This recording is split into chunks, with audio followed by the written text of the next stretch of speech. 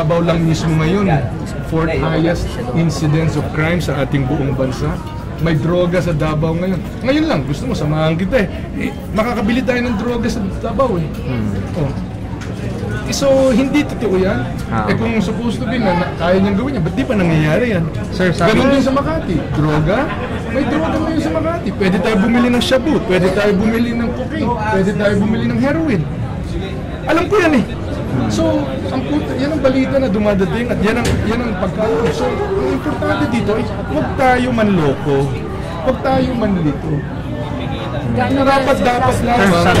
Dapat lamang para sa ating mga kababayan isang seryoso, makabuluhan at magagawang mga programa dahil hindi ito mga patutsada or linya lang.